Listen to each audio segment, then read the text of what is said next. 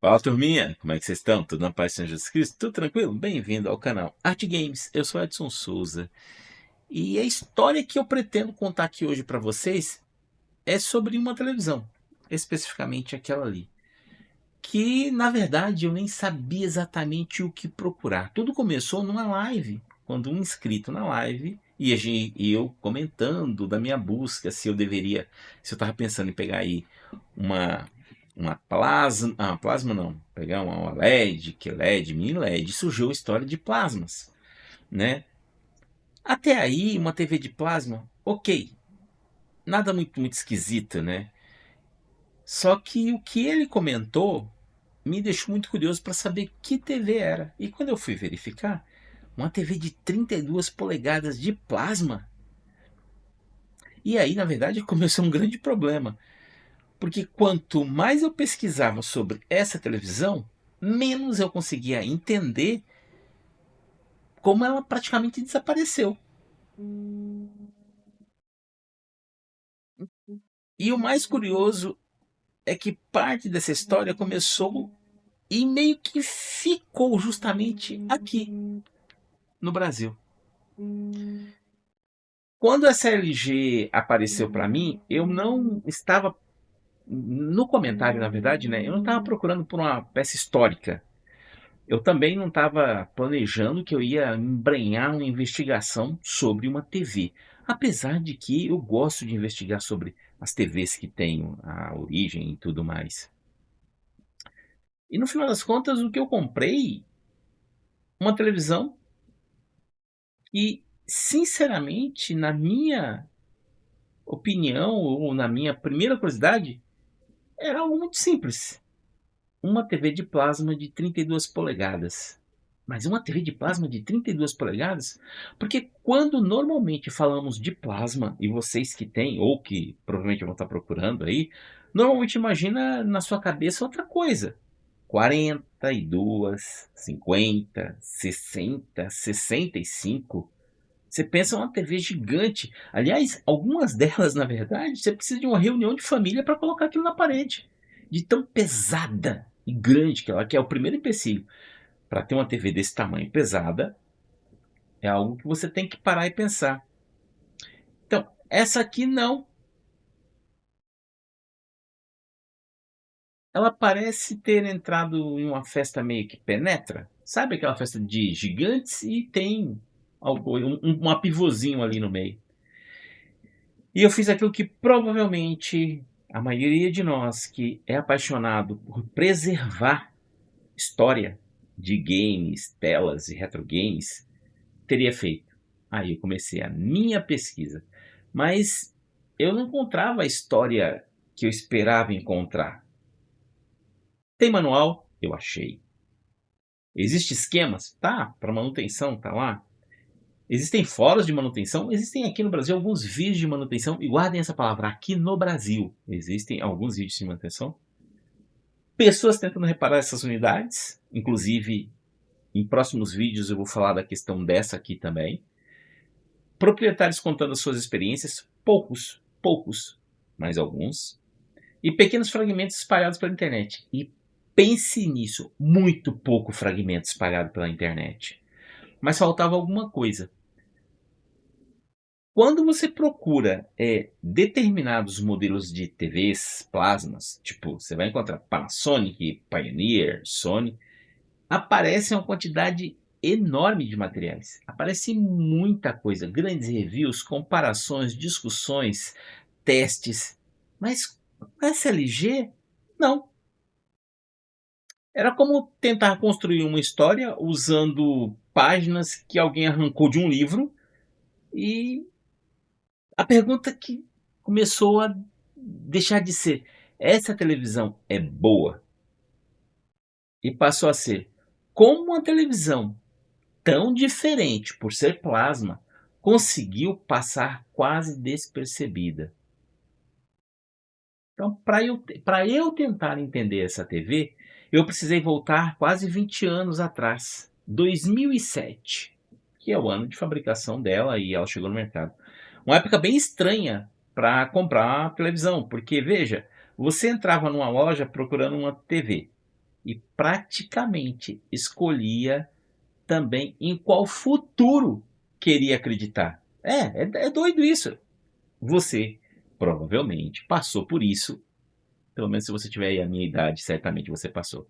Porque você encontrava ainda em lojas CRTs e o tubo ainda estava em milhões de casas. TV de tubo era o futuro, era o presente de um passado que foi um futuro em algum momento. As LCDs chegando, que as LCDs estavam vindo aí, crescia muito rápido, leves, pequenas, e a plasma. O plasma tinha construído uma parte da sua reputação justamente fazendo aquilo que sabia fazer muito bem: ser grande. Era essa a grande pegada da plasma. 42 polegadas, 50 polegadas e até mais.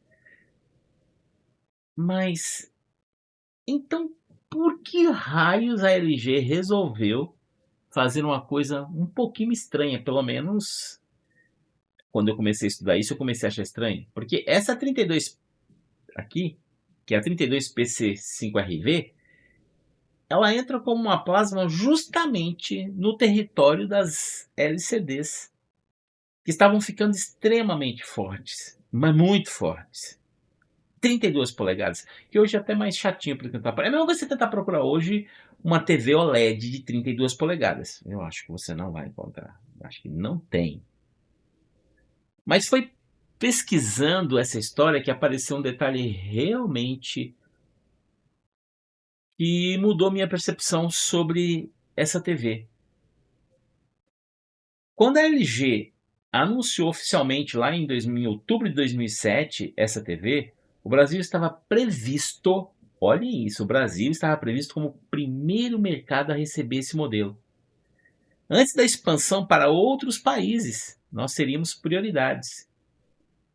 Então, pensa nisso. Por alguns segundinhos, pensa nessa história.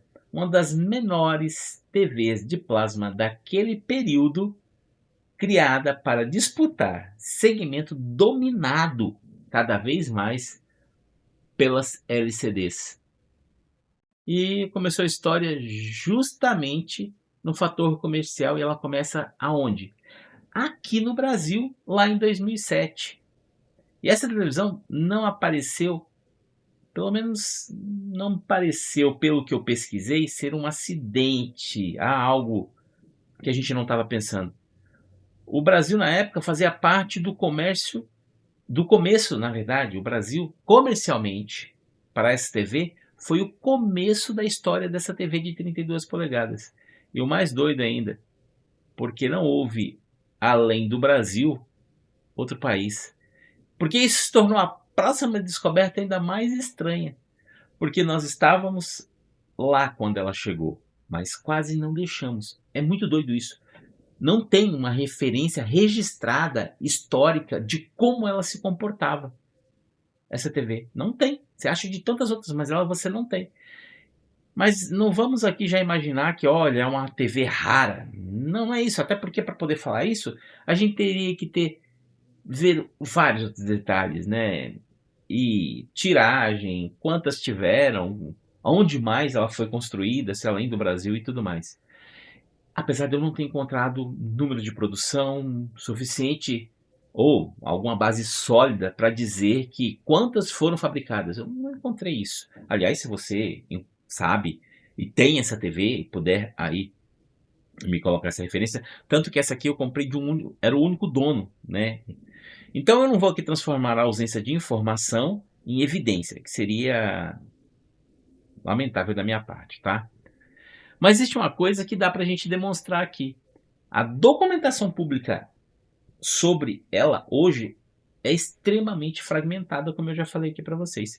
Existem proprietários e existem relatos, poucos, muito poucos, e existem reparos. Esses eu encontrei, realmente encontrei alguns vídeos de reparos na internet e tudo mais. Existe unidades funcionando. A minha é uma prova disso. Mas existe muito pouco daquela documentação técnica, sabe?